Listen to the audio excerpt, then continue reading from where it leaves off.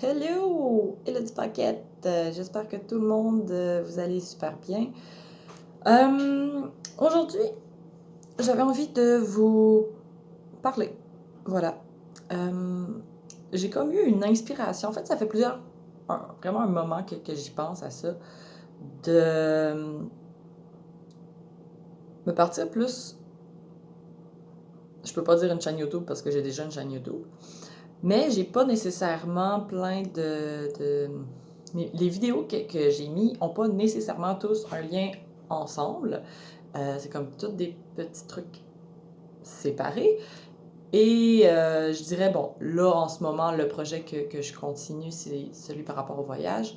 C'est, je pense, la partie où il y a le plus de vidéos, justement, d'explications de c'est quoi ce projet-là et tout.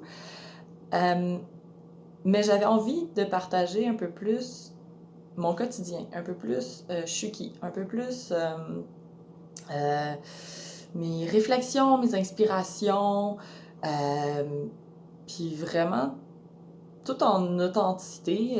Je suis encore en pyjama du matin, les cheveux tout couettés, pas faits, mon gros bouton juste ici.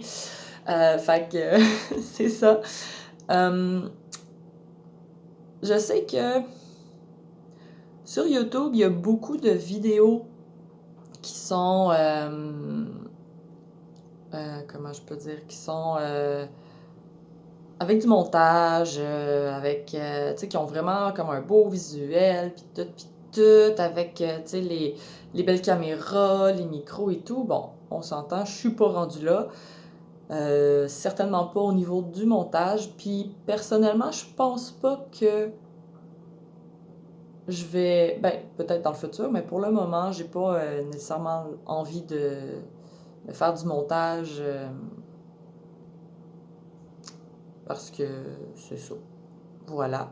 J'ai envie de consacrer mes énergies à faire autre chose que de faire du montage pour des vidéos, que j'ai simplement envie de partager un message euh, à la communauté. Pourquoi des vidéos? Pourquoi pas? Ben, en fait, je dirais que j'ai commencé euh, à vouloir faire plus de vidéos quand j'ai commencé à vouloir sortir de ma coquille, à vouloir sortir de ma zone de confort, parce que pour moi, parler en public, parler, ben juste parler.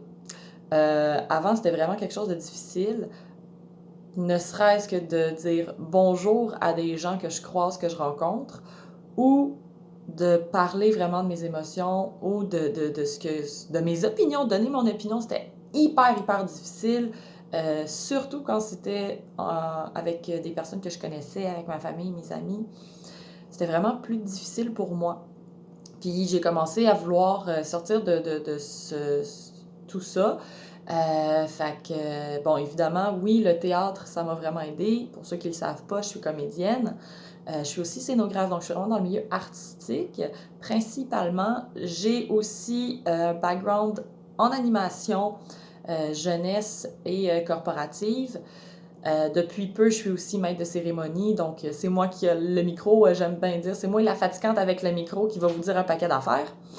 Euh, donc tout ça a fait en sorte que j'ai pu prendre parole. J'ai pu apprivoiser ma parole, apprivoiser ma voix, puis c'est important, je trouve, de le mentionner parce qu'il y en a beaucoup qu'ils ont peur, en fait, de ça. Ils se bloquent eux-mêmes, puis pourtant, ils ont tellement des choses importantes à dire, des beaux messages qui pourraient être véhiculés. Puis quand on parle ensemble, ils s'expriment super bien, puis je trouve que ça serait vraiment comme un wow, tu sais, quelque chose de vraiment beau qui pourrait ressortir de ça. Encore là, tu sais, chaque personne est appelée à faire ce qui vibre à l'intérieur d'eux. Et va savoir pourquoi, moi, c'était les vidéos. Probablement parce que, ben, les vidéos, c'est simple, j'ai pas besoin nécessairement d'écrire, j'ai pas besoin de regarder mes fautes de français. Parce que c'est pas le meilleur français. Et bon, mais en même temps, l'écriture pour moi, ça a toujours fait partie de qui j'étais. J'ai commencé à m'exprimer avec l'écriture. d'abord avec les arts, avec le dessin, avec l'écriture. J'écrivais énormément quand j'étais jeune. Ensuite, j'ai rencontré le théâtre. Puis c'est sûr que ça n'a pas été du jour au lendemain que j'ai commencé à prendre parole en public, vraiment pas.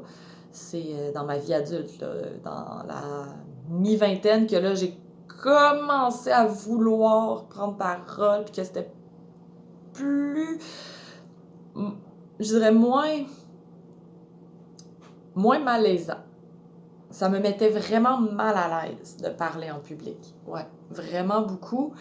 Fait que, avec tous les projets que j'ai mis en place, c'est souvent des projets où est-ce que je dois aborder des personnes, où est-ce que je dois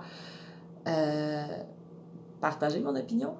Ou est-ce que, tu sais, on s'entend, là, je suis scénographe, j'ai besoin de partager mon opinion sans être malaisée par mon opinion. Puis, on va pas se le cacher, là, quand tu sens qu'une personne est pas confortable avec ce qu'elle est en train de dire, la première chose, souvent, qu'on va se dire, c'est « Ouais, attends une minute, pourquoi qu'elle est malaise? Il est où le malaise, là?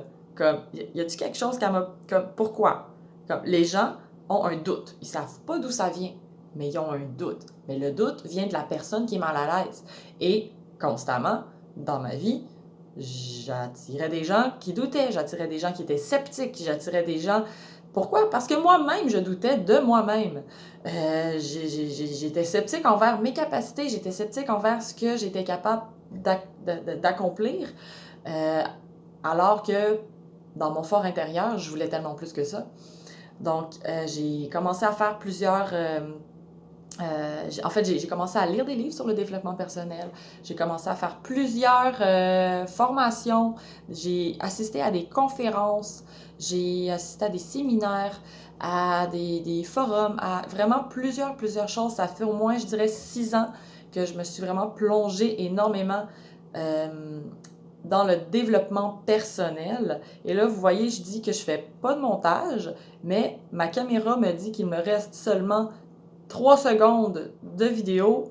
Fait que je vais arrêter ça là. Puis je vous dis à une prochaine fois. Bye!